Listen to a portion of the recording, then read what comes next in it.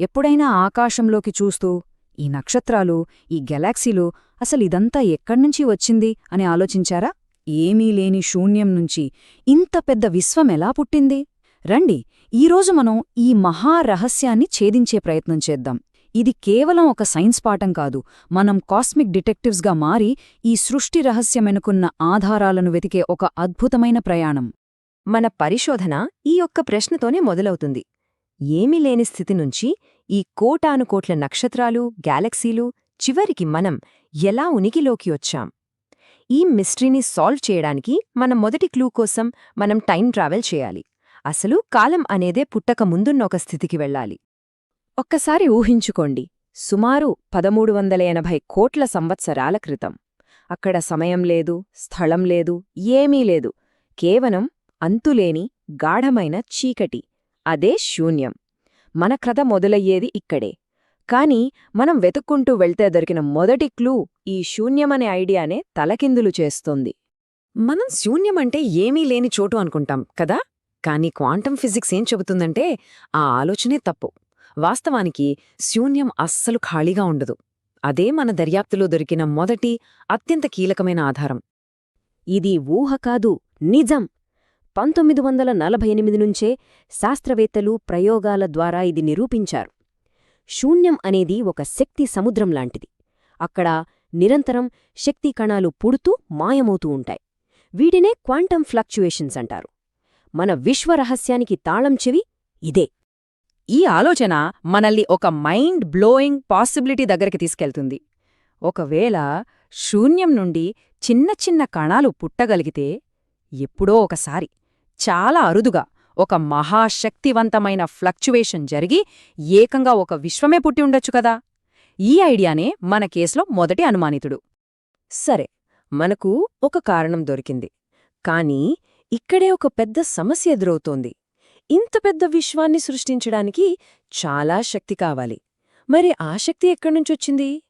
ఎందుకంటే శక్తిని సృష్టించలేము, నాశనం చేయలేం కదా.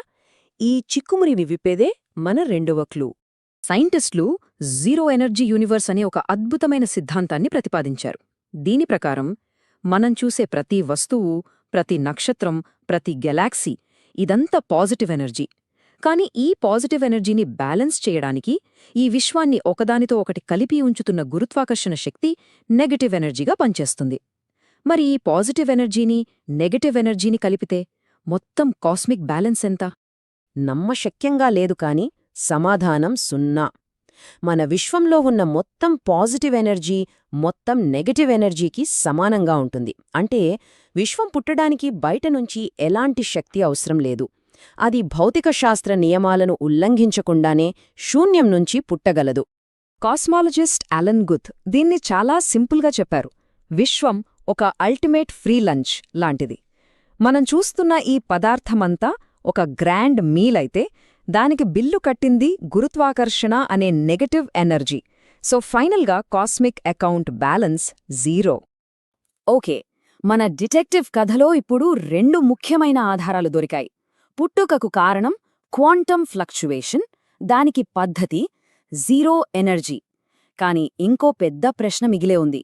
క్వాంటం ఫ్లక్చువేషన్స్ చాలా చిన్నవి కదా, మరి అంత చిన్న సంఘటన నుంచి ఇంత అనంతమైన విశ్వం ఎలా ఏర్పడింది? ఈ మిస్టరీకి సమాధానమే కాస్మిక్ ఇన్ఫ్లేషన్. ఇది కూడా అలన్ గుత్ ప్రతిపాదించిన ఒక అద్భుతమైన ఐడియా. ఈ సిద్ధాంతం ప్రకారం విశ్వం పుట్టిన ఒక సెకండ్లో చాలా చాలా చిన్న భాగంలో, అది ఒక అణువు కంటే చిన్న సైజు నుంచి మన ఊహకు కూడా అందని వేగంతో విస్తరించింది. ఈ టైంలైన్ చూస్తే ఆ వేగం అర్థమవుతుంది. ఇక్కడ మనం గుర్తుపెట్టుకోవాల్సిన విషయమేంటంటే, ఇది స్పేస్లో జరిగిన పేలుడు కాదు. స్పేసే పేలింది, స్థలమే సాగింది. ఏ వస్తువు కాంతి వేగాన్ని దాటలేదు. కాని స్పేస్కు ఆ లిమిట్ లేదు. ఇదంతా గాలిలో చెప్పిన మాటలు కాదు, దీనికి పక్కా ఆధారాలున్నాయి. మన విశ్వం చాలా ఫ్లాట్గా ఉండటం, బిగ్ బ్యాంగ్ నుంచి మిగిలిపోయిన కాస్మిక్ మైక్రోవేవ్ బ్యాక్గ్రౌండ్ రేడియేషన్లోని ప్యాటర్న్స్, ఇవన్నీ కాస్మిక్ ఇన్ఫ్లేషన్ జరిగిందనడానికి బలమైన సాక్ష్యాలు, వేలిముద్రల్లాంటివి. సరే, మన కేస్ని ఒకసారి రివ్యూ చేద్దాం. మన దగ్గర ఒక అనుమానితుడున్నాడు, క్వాంటం ఫ్లక్చుయేషన్. ఒక మోటివ్ ఉంది, జీరో ఎనర్జీ. ఒక పద్ధతి ఉంది, కాస్మిక్ ఇన్ఫ్లేషన్. సైన్స్ మనకు విశ్వం ఎలా పుట్టిందో దాదాపు పూర్తి చిత్రాన్ని ఇచ్చింది. కాని ఇక్కడే కథ అస్సలైన మలుపు తీసుకుంటోంది. ఇప్పటిదాకా మనం చూసిందంటా ఈ అద్భుతమైన సంఘటనలు ఎలా జరిగాయి అనే దానికి సమాధానం, కాని అది ఎందుకు జరిగాయి అని చెప్పదు. ఈ ప్రశ్నకి సమాధానం వెతకాలంటే మనం సైన్స్ సరిహద్దులు దాటి తత్వశాస్త్రంలోకి అడుగుపెట్టాలి. ఇవి రెండూ ఒకే నాణేనికి రెండు వైపులాంటివి. సైన్స్ మనకు విశ్వం యొక్క ఆపరేటింగ్ మాన్యువల్ ఇస్తుంది, అంటే అది ఎలా పనిచేస్తుందో చెబుతుంది. కాని తత్వశాస్త్రం, ఆధ్యాత్మికత ఆ మాన్యువల్ వెనుక ఒక రచయిత ఉన్నాడా, ఒక ఉద్దేశ్యముందా అని ప్రశ్నిస్తాయి. స్టీఫెన్ హాకింగ్ లాంటి శాస్త్రవేత్తల ప్రకారం విశ్వం పుట్టడానికి బయటినుంచి ఒక చెయ్యి అవసరం లేదు. భౌతిక శాస్త్ర నియమాలే సృజనాత్మక శక్తి. గ్రావిటీ, క్వాంటం మెకానిక్స్ లాంటి నియమాలు విశ్వాన్ని వివరించడమే కాదు, దాని శూన్యం నుంచి సృష్టించగలవు కూడా. మరోవైపు ఎన్నో వేల ఏళ్లుగా తాత్విక, ఆధ్యాత్మిక చింతన ఏం చెబుతోందంటే ఈ నియమాల వెనుక ఒక ఉద్దేశ్యం, ఒక చైతన్యం ఉంది అని. అది దేవుడు కావచ్చు, లేదా ఒక కాస్మిక్ ఎనర్జీ కావచ్చు. ఈ దృష్టిలో శూన్యమంటే ఏమీ లేకపోవడం కాదు, అది వ్యక్తమవడానికి సిద్ధంగా ఉన్న అనంతమైన అవకాశాల మూలం. సింపుల్గా చెప్పాలంటే సైన్స్ మనకు చూపించేది ఒక సెల్ఫ్ సఫిషియెంట్ యూనివర్స్. దానికి బయటినుంచి ఏ ప్రేరణ అవసరం లేదు. తన నియమాలతో తానే పుట్టి, తానే నడుచుకునే ఒక అద్భుతమైన వ్యవస్థ. తనకు తానే కీ ఇచ్చుకునే ఒక కాస్మిక్ గడియారం లాంటిది. మనం అతి చిన్న కణం నుంచి ఈ అనంత విశ్వం వరకు ఆధారాలను పరిశీలించాం, శాస్త్రీయ సాక్ష్యాలను చూశాం, తాత్విక ప్రశ్నలను విన్నాం. మరి ఇన్ని చూశాక మన ఈ కాస్మిక్ డిటెక్టివ్ కథలో ఫైనల్ తీర్పు ఏంటి? బహుశా అసలైన సమాధానం ఒక్కటే కాదేమో. విశ్వమనేది ఖచ్చితమైన భౌతిక నియమాలతో నడిచే ఒక అద్భుతమైన యంత్రం కావచ్చు.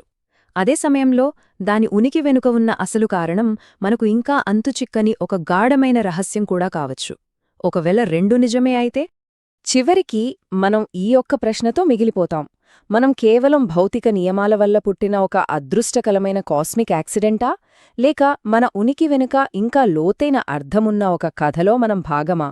బహుశా ఆ సమాధానం టెలిస్కోపులల్లో కాకుండా మనలోనే దొరుకుతుందేమో. ఈ అద్భుతమైన ప్రయాణంలో నాతో చేరినందుకు ధన్యవాదాలు.